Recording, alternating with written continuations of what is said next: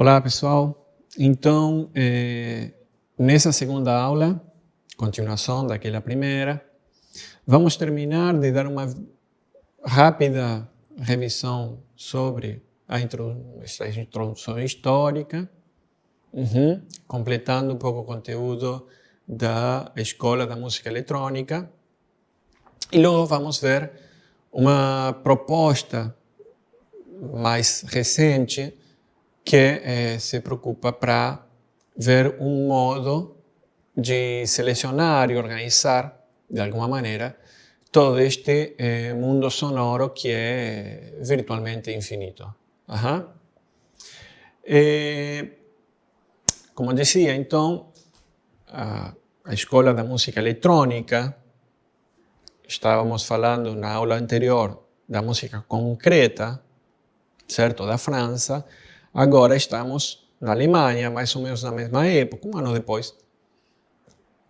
Se funda um estudo de Colônia, um estudo de rádio de Colônia, e se funda este grupo de músicos, investigadores, técnicos, engenheiros,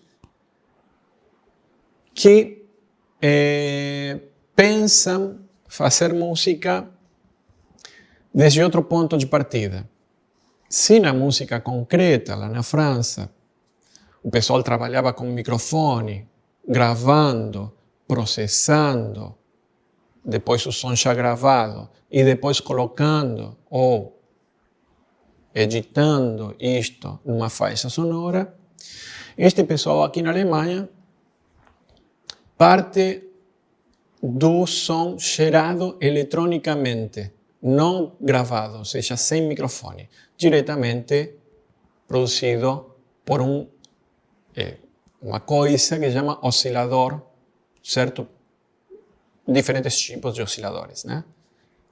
Ou seja, que é um elemento que está na tela, aqui no YouTube, temos, perdão, no slide, temos dois circuitos, certo? Tipos de osciladores, e depois um bichinho aqui, redondinho, que basicamente o que faz é emitir um som. Logo mais, você vai editar e transformar este som, sumando, enfim, fazendo várias operações que para criar diferentes tipos de som, certo? Agora, todo este pensamento musical que se produz na Escola de Colônia, na música eletrônica, por isso eletrônica, né? Vem um pouco do pensamento serial que era praticado já na música instrumental.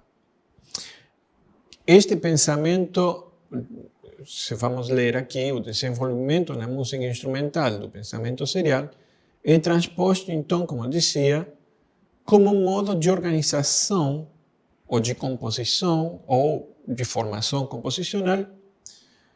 E, portanto, este pensamento passa para a música eletrônica. A música, então, é organizada a partir do ordenamento, da ordenação dos parâmetros, certo? Ordeno as alturas, por um lado, as durações, a intensidade e o timbre. E algumas outras coisinhas mais, mas basicamente essa era a primeira ideia. De acordo com um sistema unitário, certo? Se eu ordeno 4 elementos um atrás do outro, estes 4 elementos podem ser no âmbito das alturas, 1, 2, 3, 4, no âmbito das durações, 1, 2, 3, 4, no âmbito do timbre, 1, 2, 3, 4. Então, poderia ter 4 coisas que depois, articuladas, iriam dar diferentes tipos de som, certo? Então, um pensamento mais atômico, mais de cada parâmetro, a construção sonora do zero, basicamente. Então, a partir desse pensamento, começa a se criar. Se parte, já não do microfone, como eu dizia, Ou seja, o microfone me propõe um som completo, já montado, certo? O som de uma porta. Ele já tem a característica de duração, já tem uma característica tímbrica, de altura e tudo mais. Agora, eu posso partir praticamente do nada, do zero. Eu vou querer tal altura, com tal duração, com tal tímbrica, com tal coisa. E eu tenho que construir. Então, ao invés de pegar no microfone, já viria formado, eu posso criar com estes módulos, esses coisinhos que chamam osciladores. E como vou criar os diferentes timbres, aquilo que chamamos de harmônico, inarmônico, de ruído, é basicamente somando várias vezes o som de um oscilador, com diferentes alturas, que eu vou calcular de uma maneira particular, certo? Então eu trouxe, aqui no slide temos 3 formas de onda, quadrada, senoidal e triangular, que vamos escutar.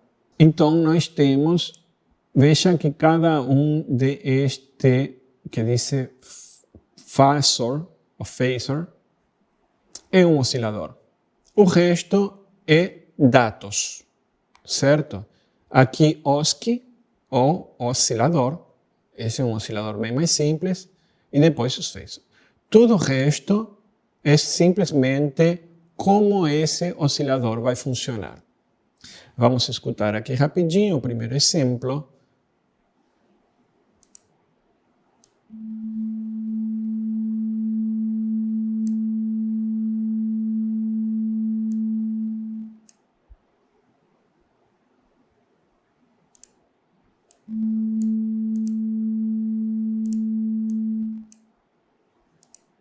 Opa! Então, esse é o exemplo mais simples de qual se partia naquela época, que é uma única onda. Vemos aqui no gráfico, senoidal, bem simples, certo? Soa até de alguma maneira um tanto pobre. Pobre no bom sentido, quer dizer com falta de coisas. Na mesma altura, temos uma outra tipo de síntese que é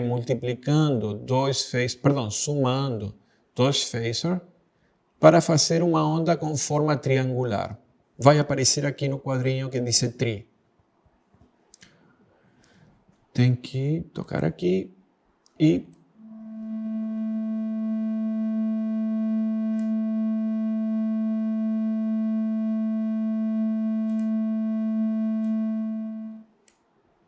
então, vemos no quadrinho que a onda já tem outra forma, o que vai, de alguma maneira, ser o relato do timbre, certo?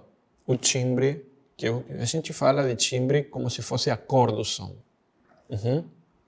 E depois temos uma outra forma de onda produzida por um único oscilador, mais um valor que vai crescer aqui.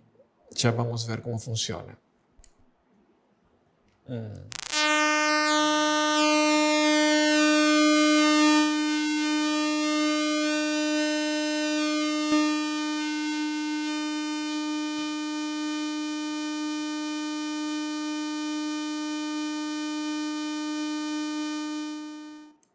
Não está saindo aqui a onda completa. Aqui teria que ter uma linha embaixo, para cima, para baixo, unindo esses dois pontos. Vou trocar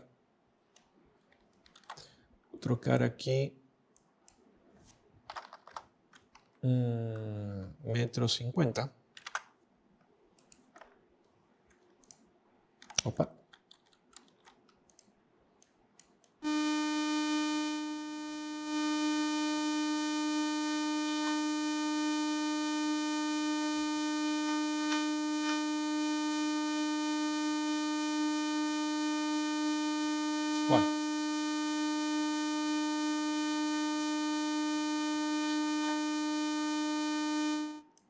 Bom, não sai perfeitamente, mas vemos aqui que é uma onda que bate em um lugar, volta quase rápido para o negativo, sobe e desce sem ter essa ondulação. É mais quadrada, certo? Já outro timbre. Assim temos outros tipos de formas de onda. Como se faz isto? Sumando ondas. Ou seja, sumando ondas senoidais, basicamente, ou multiplicando elas, através do que chamam de síntese. Com esta tímbrica, já temos como relacionar ou diferenciar diferentes tipos de som. E daí criar diferentes tipos de contrastes ou semelhanças, que são os elementos básicos de qualquer música, tanto instrumental quanto não instrumental. Certo? Então eu trouxe aqui um exemplo do Herbert Eimer, o Klangstudie 1, o estudo do ruído, o estudo do som, primeiro de 1952, certo? O que havia em 52?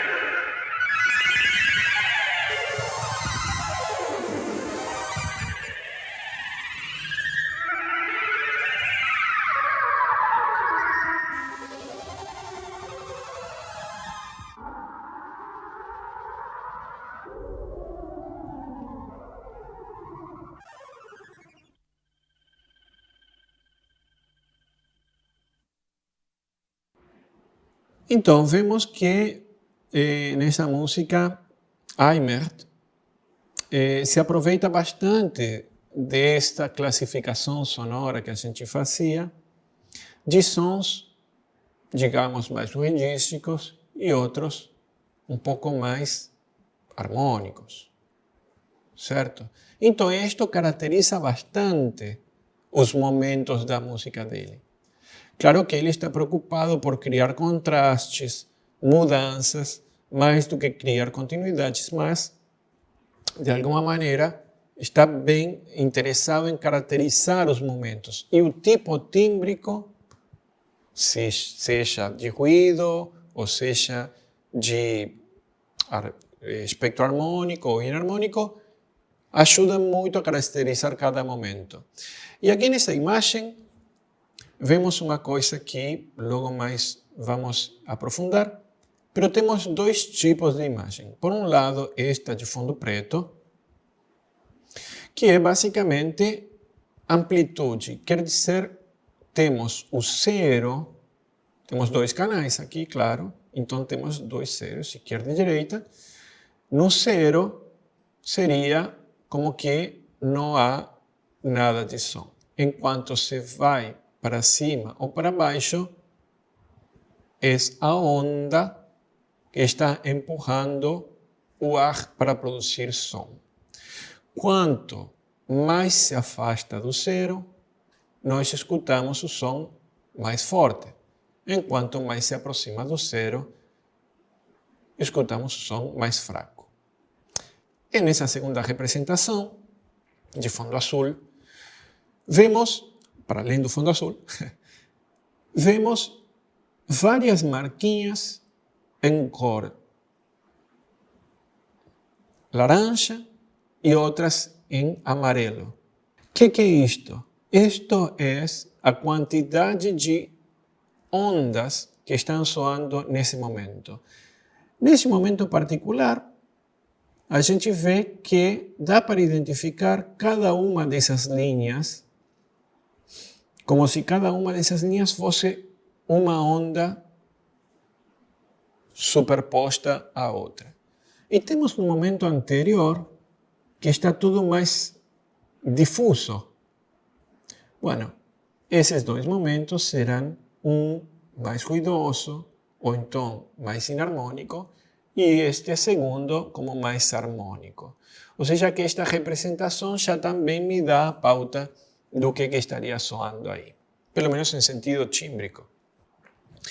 Porque vejam que é o mesmo momento. Enquanto sobe, cresce o som mais forte, este som se transforma em harmônico ou algo similar.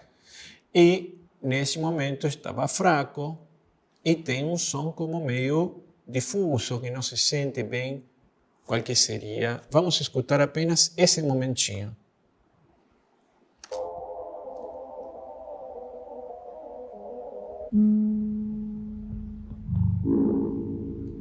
Então, vamos visitar um modelo de classificação sonora proposta por Dennis Smalley, que ele chama de espectromorfologia. Espectromorfologia, basicamente, é uma palavra composta de espectro e morfologia. O espectro é aquilo que veíamos de fundo azul. Quer dizer, a quantidade de ondas da qual está formado esse som. Enquanto as ondas estejam mais emboladas umas com as outras, vai ter uma tímbrica. Enquanto seja mais claro, terá outra tímbrica. E a morfologia será a forma, ou então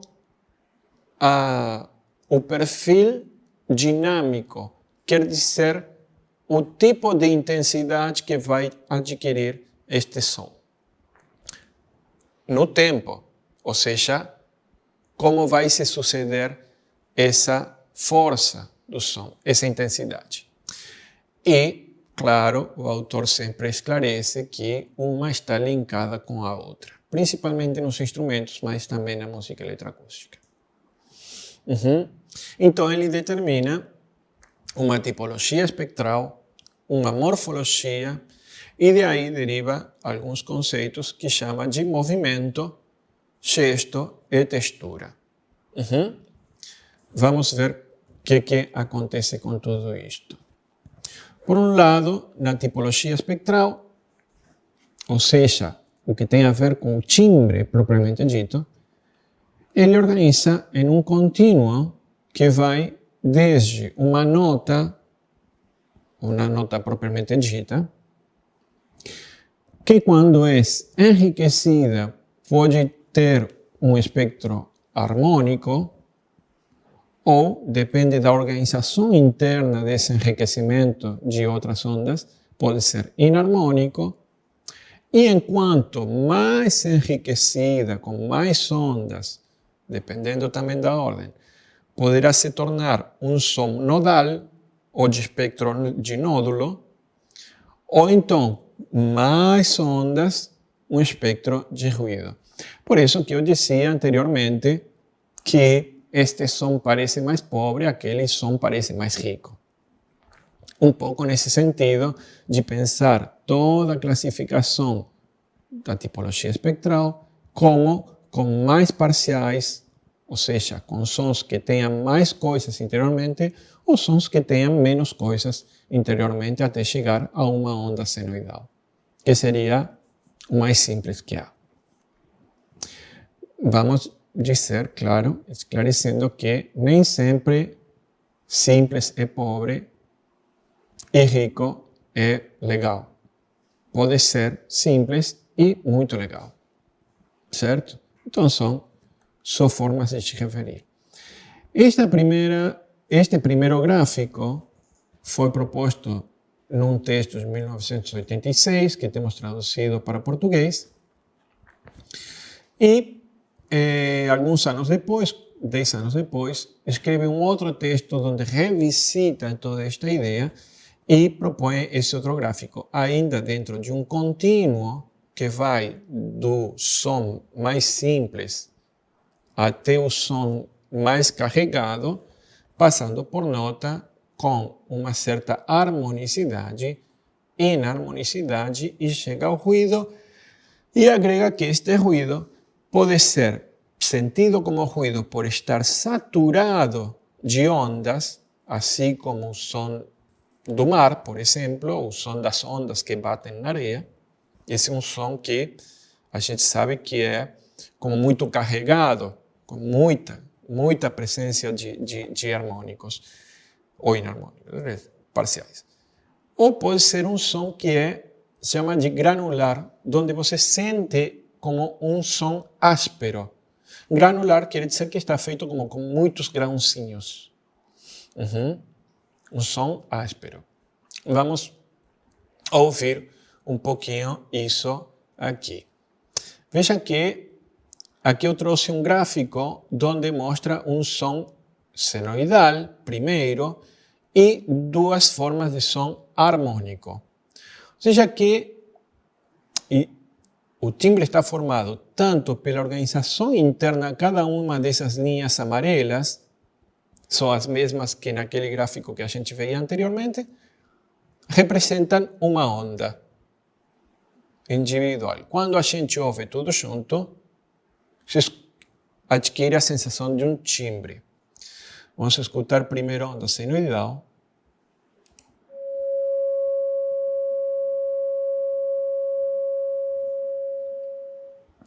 Parece como alguém assobiando, por exemplo.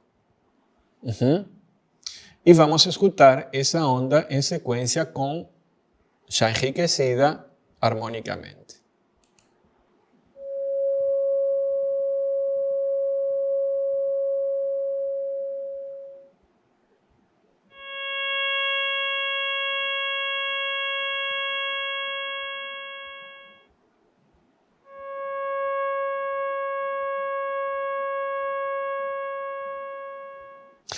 Bem, esses três exemplos pequeninhos, eles partem da mesma altura. Um que chamamos de fundamental, no caso da onda senoidal, somente ela, uma onda que vibra 550 vezes por segundo. Se adicionamos uma primeira parcial, uma segunda parcial, uma terceira parcial, que são os harmônicos, eu teria que ter colocado harmônicos, não parciais. Mas enfim. E são multiplicações por números inteiros, ou seja, multiplicações por números inteiros dessa fundamental, quer dizer, essa fundamental vezes 2, essa fundamental vezes 3, fundamental vezes 4, 5 e 6. Vai nos dar o que a gente chama de espectro harmônico. Como seria um espectro inarmônico? Quando eu multiplicar esse 550 por 2.2, por exemplo, e essa outra parcial por 3.4 ou 3.1, e essa outra parcial por 4.5 ou 4.2 ou o que for, e essa outra parcial por 7.10, ou 7.10 é 8, 7.9, e essa outra parcial por 20.3. Então, nenhuma dessas parciais estaria ordenada de maneira harmônica, e sim inarmônica. Pero vemos que entre este primeiro exemplo e este segundo havia uma diferença de som. Por quê?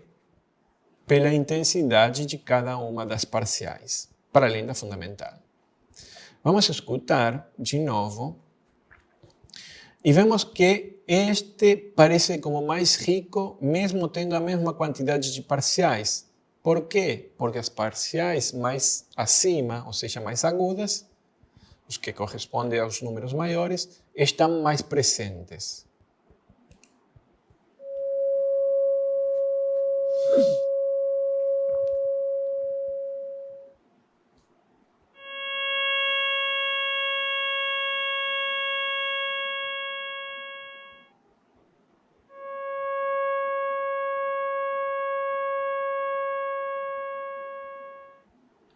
Então, entre a primeira e a segunda, que já propõem uma tímbrica diferente, a única diferença é a intensidade, quer dizer, a força de cada um dos parciais. Parciais são cada uma das ondas em si. Então, trouxe aqui o som de um piano, de um fagote e um som eletrônico. Os primeiros que se correspondem com este mesmo cálculo de razão, ou seja, com a mesma razão numérica da série harmônica, e o último, vamos ver.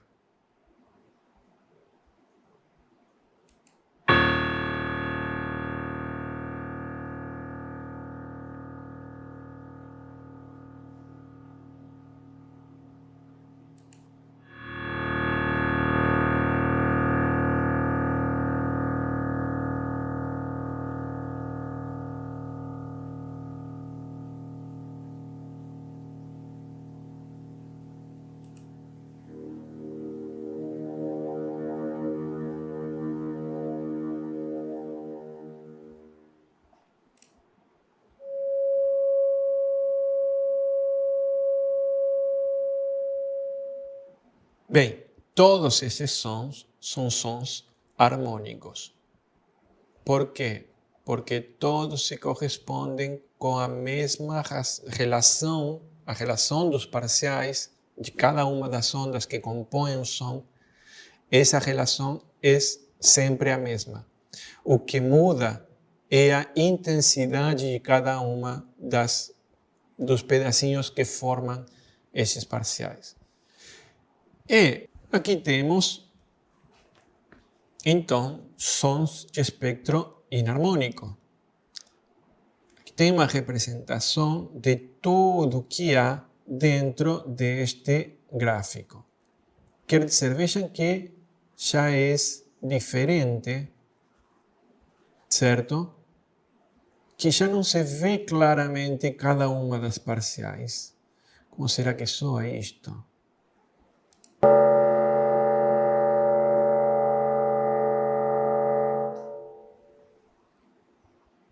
Muito rico, não se sente bem uma nota, ou seja, está tudo embaralhado, mas ainda não tão próximo do ruído.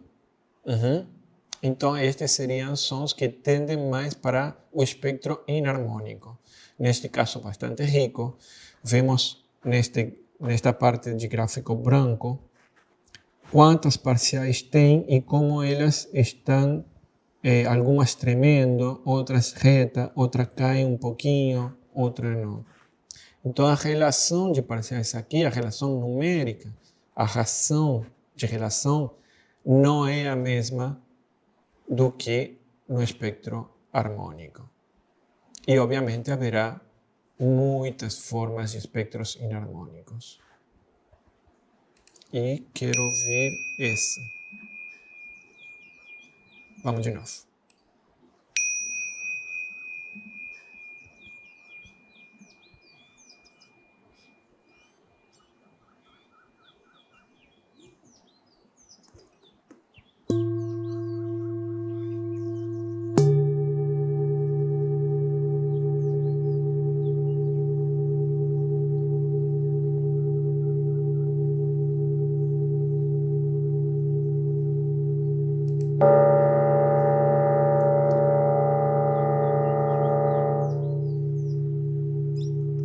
Então, ainda inarmônico, mas muito mais claro do que aquele anterior, que soava como muito mais borrado, muito mais cheio, certo? Ainda inarmônico, mas temos diferentes tipos de timbre inarmônicos, tanto pela relação entre os parciais, quanto pela intensidade de cada uma dessas parciais, que seja a presença de cada uma dessas parciais. Podemos comparar, mais ou menos para ter uma noção visual, este primeiro gráfico que corresponde ao primeiro som com este segundo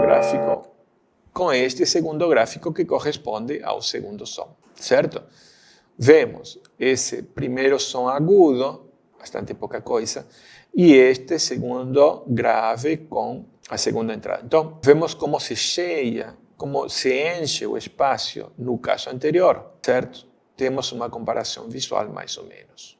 Então, estes são sons inarmônicos. E temos mais um que veremos.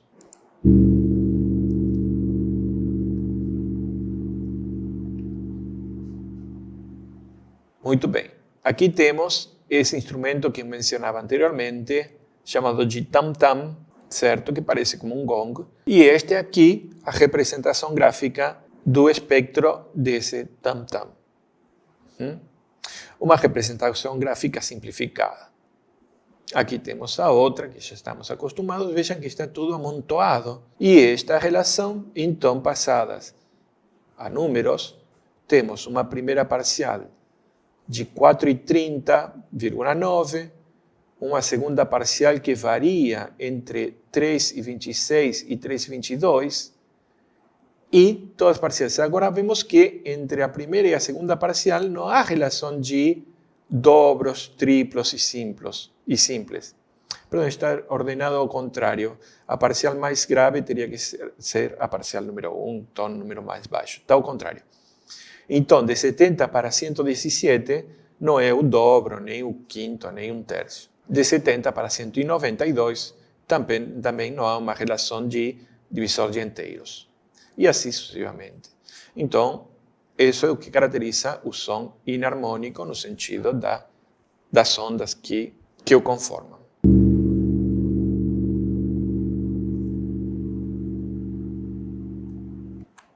E aqui temos, então, um som de espectro nódulo ou nodal quase inarmônico, mas está mais no meio.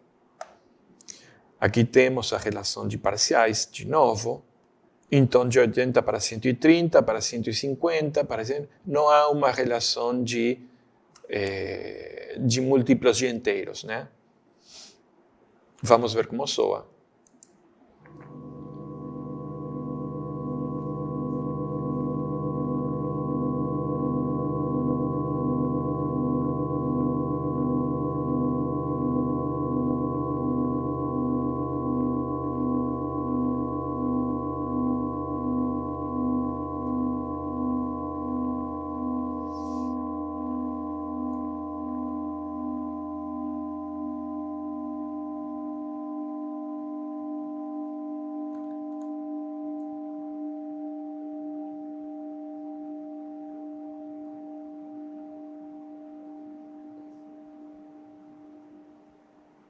E por fim, temos os sons de espectro de ruído. Vejam que graficamente já está tudo cheio e não se vê uma linha separada da outra. Se vê como se fossem manchas. Tudo isso está cheio de som. Ou seja, seriam sons repletos. Vamos escutar.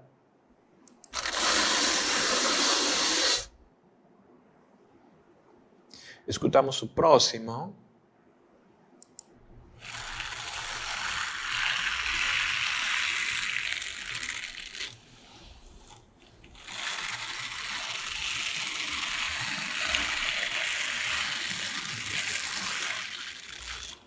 E o seguinte, o terceiro som.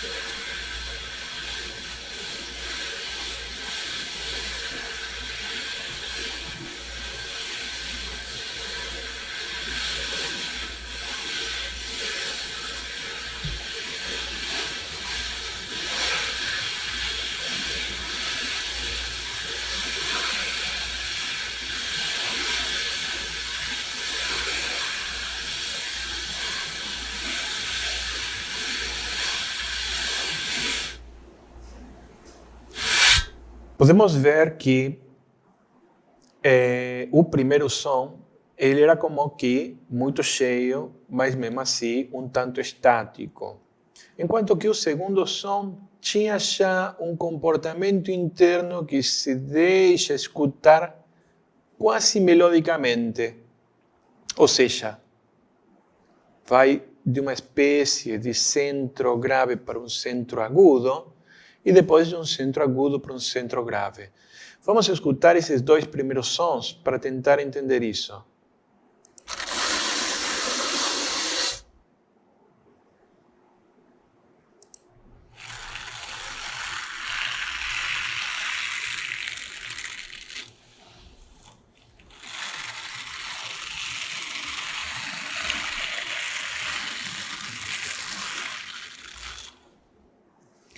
Ou seja, quase se comportando melodicamente. Isto pode ser interessante depois quando a gente tentar limpar ou processar estes sons, tentar privilegiar esta característica, que seriam características que de alguma maneira associam por ser de espectro de ruído ou poderiam fazer certo tipo de contraste por terem comportamentos internos diferentes. Então, para além de todo o espectro, timbre, de ruído, harmônico e inarmônico, cada um desses sons tem um comportamento dinâmico, ou seja, de intensidade. Comportamento de intensidade, né? E então, a proposta de Smalley é classificar-los como se somente o ataque ou ataque-impulso, vamos escutar, é simplesmente isso. Pap. Ou então este outro. Ok. Donde o reconhecimento do som se dá simplesmente no ataque. Não tem mais. Então é o impulso. Pode ser este ataque continuado por um decaimento, certo? Como aquele som que já estamos acostumados. Ou seja, que tem o ataque e a continuação.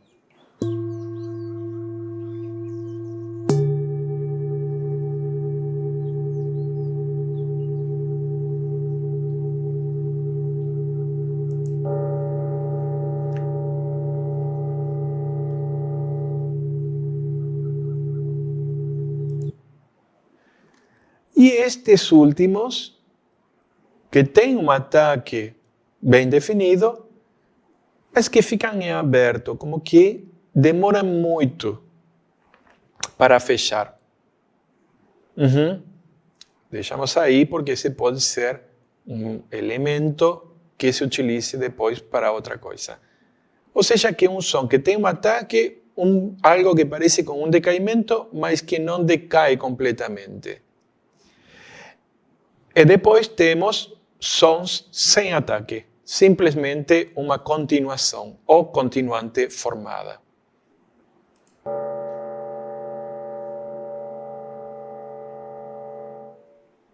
Por exemplo, esse ou esse outro.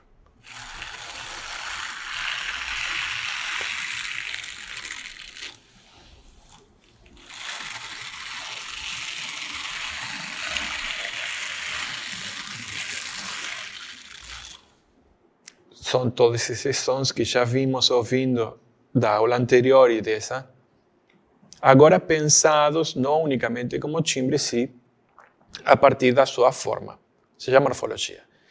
E vemos que tanto o primeiro som de continuante quanto o segundo som de continuante, enquanto a morfologia é igual, o que muda é o timbre.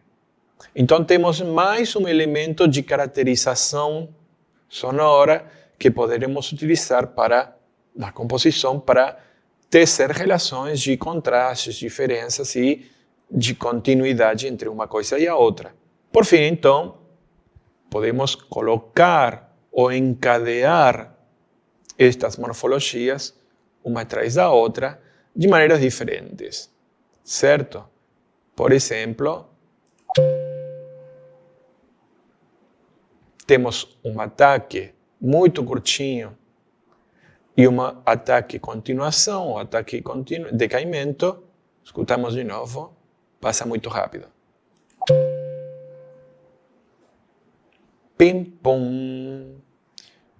É uma possibilidade, como está aqui neste gráfico, por exemplo. E aqui esse outro. Opa! Qual dos gráficos seria?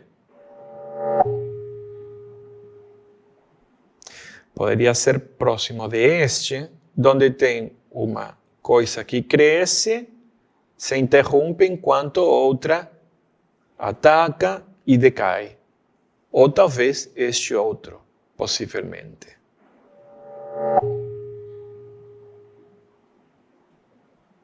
E este outro qual seria?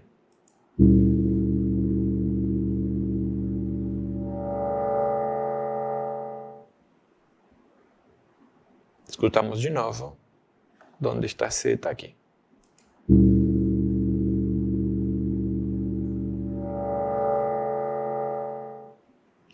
Aqui haveria um caso como estes, onde há um cruzamento dos dois sons. Quer dizer que enquanto um está sumindo, o outro está nascendo. São diferentes formas, então haverá muitas outras, de tecermos relações e encadeamentos morfológicos, certo? Por outro lado, temos a ideia de contínuo de ataques, que vamos escutar depois a partir deste momento. Aqui eu tenho um encadeamento sonoro, certo? De alguns sons que a gente já ouviu e outros que vamos escutar agora. Quase como se fosse uma primeira forma de composição. Se, isto é importante, se nós escutamos ataques separados, escutamos ataques separados. Se nós começamos a juntar esses ataques, começam a se relacionar intimamente em um som que podemos chamar de som de iteração. Quando juntamos mais ainda, chegamos a uma noção de grão, por isso som granular.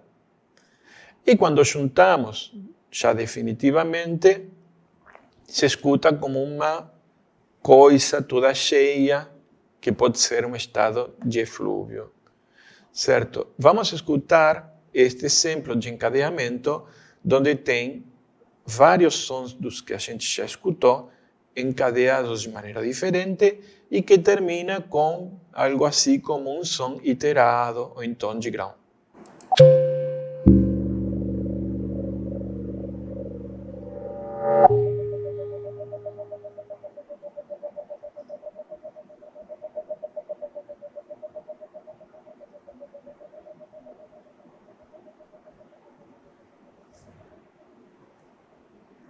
E por fim temos então, para além do som particular e dos seus encadeamentos, já na forma, as noções de gesto e textura.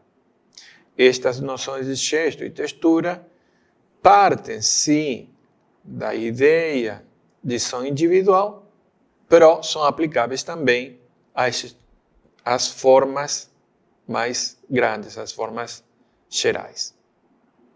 Então, o gesto tem a ver com a expectativa e é entendido por Smalley como a herança da expressão da música vocal instrumental por meio da respiração.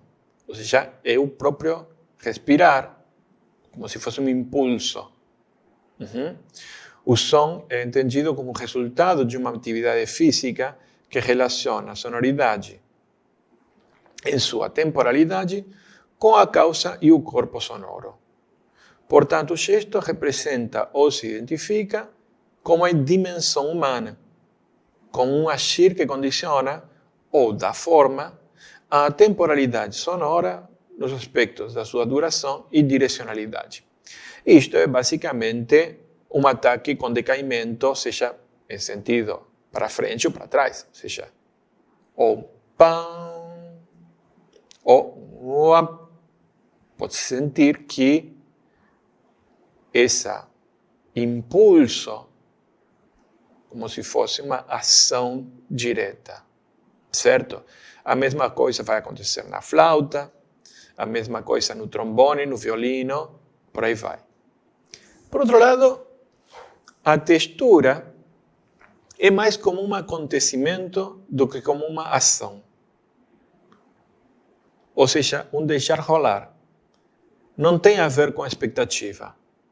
Se separa então do elemento causal, de causa e efeito, da fisicalidade humana e, portanto, se inscreve mais em uma dimensão mais mundana.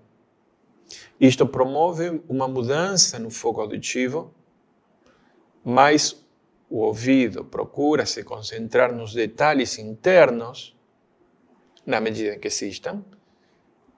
Então, é como uma música que é principalmente textural, concentra-se na atividade interna em detrimento do impulso que se dirige para algum lugar.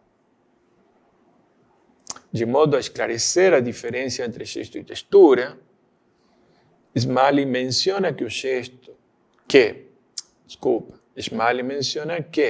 onde o gesto é intervencionista, a textura é um deixar rolar. Aqui diz laissez-faire, término daquela época, é deixar rolar mesmo.